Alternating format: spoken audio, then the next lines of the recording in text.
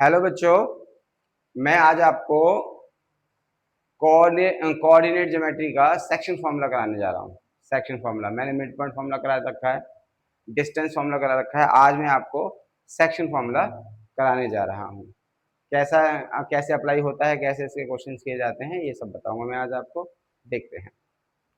तो देखो, ये एक लाइन है ए बी। ये मैंने आपको बताया, इसमें दो पॉइंट्स होते हैं।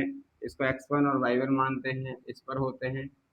इसको x2 और y2 मानते हैं। मतलब a के जो कोऑर्डिनेट्स हैं वो x1 और y1 हो गए, और b के कोऑर्डिनेट्स क्या हो गए, x2 और y2 हो गए। अब बीच में, अगर इसके बीच में कोई भी पॉइंट आता है तो हम क्या लगाते हैं, मिड पॉइंट फॉर्मूला लगाते हैं। लेकिन ये p यहाँ भी तो हो सकता है। कहाँ हो सकता है? यहाँ भी हो सकता है। तो p की वैल्यू मैंने आपको बताई थी, x और y मानते हैं, ठीक है।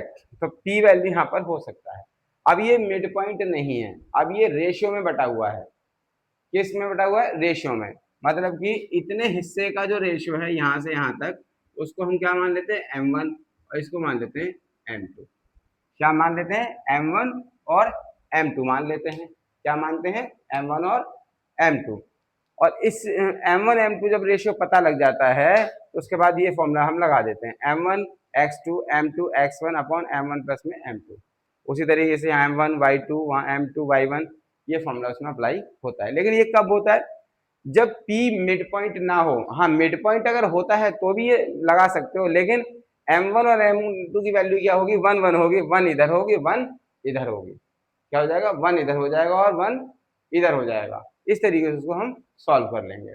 मेरी बात समझ में आ रही है? तो सेक्शन फॉर्मूला तब लगता है जब पॉइंट, ये जो पॉइंट है पी पॉइंट है, वो बीच में ना हो, या एक लाइन जो है डिवाइड हो रही है, वो मिड पॉइंट से डिवाइड नहीं हो रही है, वो कहीं से भी डिवाइड हो सकती है, लेकिन वो मिड पॉइंट से डिवाइड नहीं हो रही है। कहाँ से नहीं होती है? मिड पॉइंट से। तो ये देखो, यहाँ पर ये मिड पॉइंट नहीं है, तो इतना जो सेक्शन है वो अलग है, इतना जो सेक्शन है वो अलग है, इसीलिए सेक्शन फॉर्मूला बनाया गया है। इतना जो सेक्शन है वो अलग है, इतना जो सेक्शन है वो अलग है, ठीक है। ये इसको बोलते हैं हम इंटरनल। ये जो जो बता रहा हूं, ये क्या है, हमारा इंटरनल होता है। एक एक्सटर्नल होता है। मान लो पी पॉइंट यहां ना हटके यहां होता, तो ये लाइन होती और एक लाइन होती। मेरी बात समझ रहे हो? ये पी पॉइंट यहां ना होके इसके बाहर होता, तो ये लाइन की लंबाई और इस पूरे यहां से लेकर यहां तक की लंबाई तो भी तो होती। लेकिन वो क्या होता है हमारा, वो एक्सटर्नल होता है। क्या होता है? एक्सटर्नल। एक्सटर्नल में क्या किया जाता है, ये जो प्लस का जो साइन है ना, ये प्लस का, ये माइनस कर दिया जाता है। ये प्लस का और ये क्या कर दिया जाता है? माइनस कर दिया जाता है, बस। एक्सटर्नली और इंटरनली अगर बोला जाए, इंटरनली मतलब प्लस, एक्सटर्नली मतलब माइनस। मेरी बात समझ में आ गई? तो एक तो ये हो गया। दूसरी सिचुएशन में आपको बता रहा हूँ, जैसे मान लो एक लाइन है, उसको बोलता है, वो क्वेश्चन में आता रहता है कि भाई इसको ट्राइसेक्टेड कर दो, उसको बाइसेक्टेड कर दो, ठीक है, क्या कर दो? ट्राइसेक्टेड कर दो, बाइसेक्टेड कर दो। ट्राइसेक्टेड का मतलब क्या होता है? तीन टुकड़ों में बांटना, बराबर बराबर तीन टुकड़ों में बांटना। तो दो पॉइंट बनेंगे, पी और क्यू बनेगा। क्या बनेगा? पी और क्यू बनेगा। क्या बनेगा? पी और क्यू। तो मेरी बात समझो, मान लो आपको पी और क्यू का ये कोऑर्डिनेट्स निकालने हैं, पी पॉइंट के कोऑर्डिनेट्स निकालने हैं। तो आप क्या करोगे, पी का सेक्शन देखो, पी का सेक्शन कितना है, इतना आ रहा है, और यहाँ कितने सेक्शन बट गए? दो। तो ये कितना हो जाएगा? 1। और ये कितना हो जाएगा यहाँ से लेके पी से आगे तक? ये हो जाएगा 2। मतलब m1 यहाँ पर कितना होगा? 1। यहाँ पर m2 कितना होगा? 2। अगर यही चीज क्यू निकालने के लिए होती, मान लो क्यू पॉइंट निकालने के लिए, किसको निकालना है हमें? क्यू पॉइंट निकालना है। तो क्यू पॉइंट निकालने के लिए सेक्शन बनता, वो क्या बनता? देखा तो यहीं से जाएगा ना। तो देखो, ये m1 कितना हो जाएगा यहाँ पर? m1 यहाँ पर 2 हो जाएगा। क्यों? इस लाइन का दो सेक्शन जो होंगे वो इधर होंगे, और क्यू के उधर वाला जो सेक्शन होगा m2, वो कितना हो जाएगा? 1। मेरी बात समझ में आ गई? ट्राइसेक्टेड है ये। क्या है? ट्राइसेक्टेड। ट्राइसेक्टेड में पी पॉइंट निकालोगे, अगर पी पॉइंट के कोऑर्डिनेट्स निकालोगे तो उसके लिए सेक्शन क्या होगा? सेक्शन क्या होगा? 1। और उधर का सेक्शन कितना होगा? 2। और क्यू पॉइंट के लिए इधर का सेक्शन कितना हो जाएगा? 2। उधर का सेक्शन कितना हो जाएगा? उधर का सेक्शन कितना हो जाएगा? दो, जो है 1। इस तरीके से देखा जाता है। अब मान लो एक और लाइन खींच के देखते हैं। अगर मान लो ट्राइसेक्टेड ना हो, वो बोले फोर सेक्टेड, चलो फोर सेक्टेड कर लेते हैं।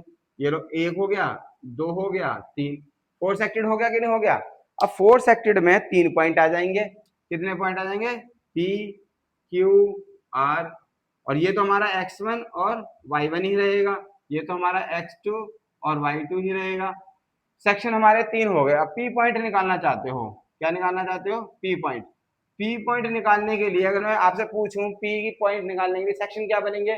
भाई इधर का सेक्शन बनेगा 1, उधर के सेक्शन कितने? 1 2 3, तो रेशियो 4 पी पॉइंट। अगर मैं बात करूं 4 point P, 4 point P, m1 कितना हो जाएगा? 1, और m2 कितना हो जाएगा जी? 3। कितना हो जाएगा?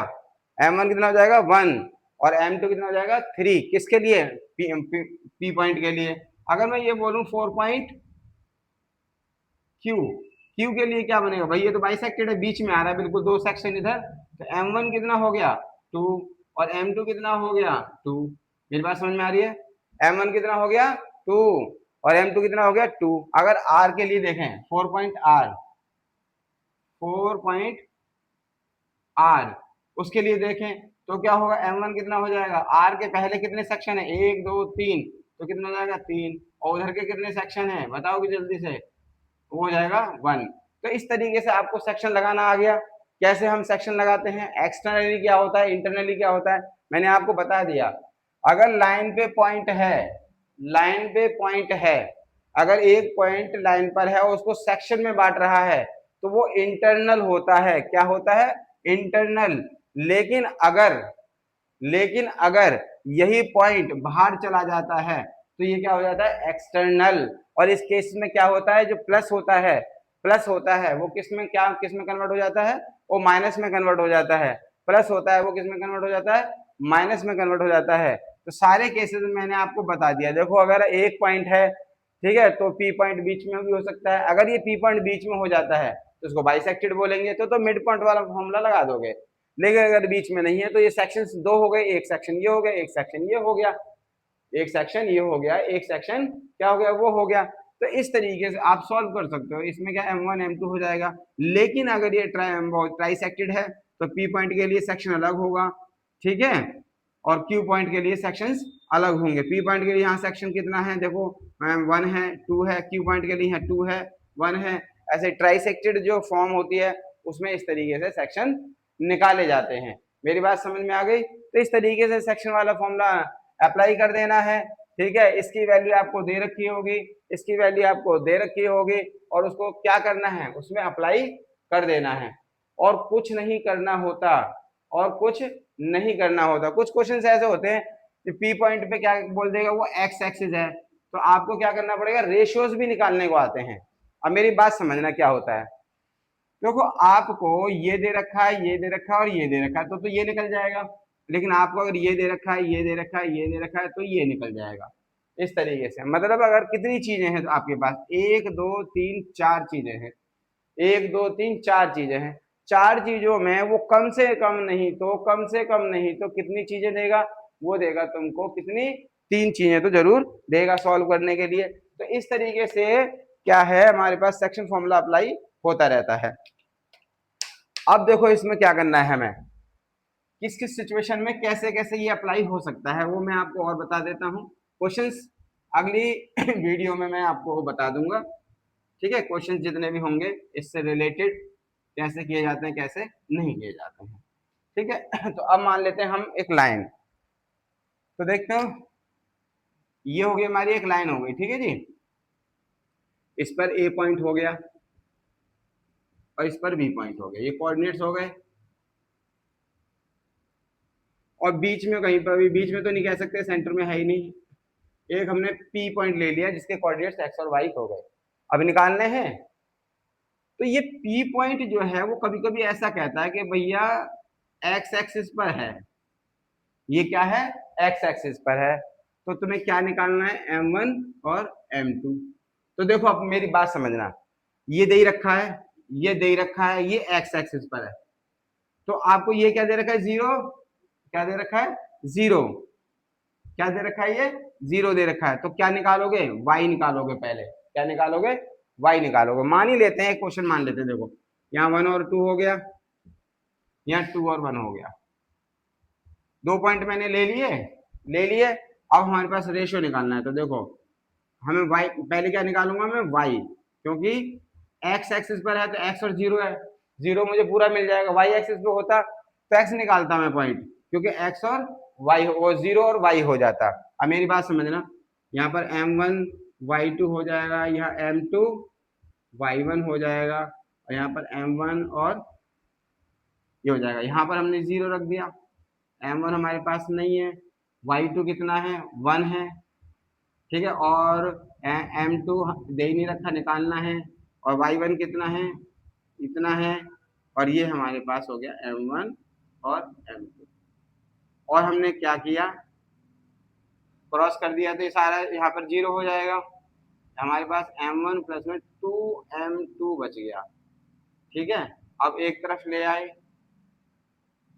लो जी, एक तरफ ले आए। अब क्या करोगे, m1 के नीचे, ये माइनस का है ना, m1 के नीचे क्या हो जाएगा हमारे पास, m2 आ जाएगा, यहाँ 2:1। अब मेरी बात समझो, ये माइनस उधर ले जा सकते हो आप। अगर रेशियो माइनस में आ रहा है, रेशियो माइनस में आ रहा है, तो वो क्या है, एक्सटर्नली है, इंटरनली नहीं होता है। वो क्या है हमारा, एक्सटर्नली है, इंटरनली नहीं होता है। तो इस तरीके से देखो दे रखा होगा। अब मान लो वो वाई एक्सिस पे बोल देता है, कहता है कि वाई एक्सिस पे, तो यहाँ पर 0y हो जाएगा। इसी तरीके से सॉल्व करना पड़ेगा। कभी कभी क्या कहता है कि भैया 2 पॉइंट दे देगा, x1 और y1, और यहाँ पर b पॉइंट x2 और y2 दे देगा। एक लाइन बोल देगा कि x प्लस में y इक्वल टू क्या है, 5, और यहाँ पर एक पॉइंट दे देगा कि x और y है। वो कह रहा है भाई ये लाइन इसको किस रेशियो में बांटती है, ये लाइन किस रेशियो में बांटती है। तो आप जब इसको सॉल्व करोगे तो देखो यहाँ पर क्या आएगा, यहाँ पर m1 और m1x2 आएगा कि नहीं आएगा, और यहाँ पर m2 x1 आ जाएगा। ये पॉइंट आया, लगाओगे जो जो वैल्यूज रख के लगाओगे, इसमें रख दोगे, यहाँ पर y आएगा, m1 y2 m2 y1, ये आएगा कि नहीं आएगा, ये आएगा, तो इसमें रख दोगे। मतलब यहाँ पर जो फॉर्मूला लगा के इसमें रख दोगे, फिर सॉल्व कर देना, इसमें आ जाएगा रेशियो। मैं जो बता रहा हूँ कि सेक्शन फॉर्मूला कहाँ कहाँ कैसे कैसे लगता है। पहली बात तो मैंने बताया कि भाई मिड पॉइंट में जो होता है सेक्शन फॉर्मूला हमेशा हाफ हाफ में कन्वर्ट हो जाना है।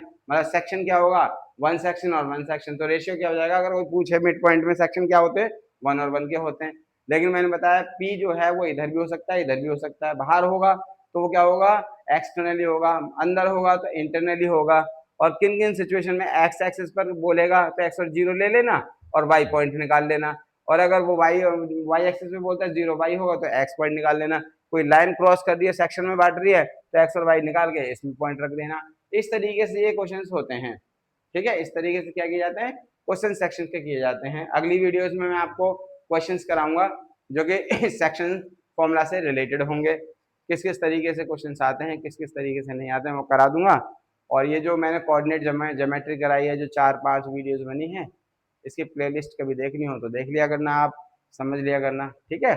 मिलते हैं तो फिर अगली वीडियो में।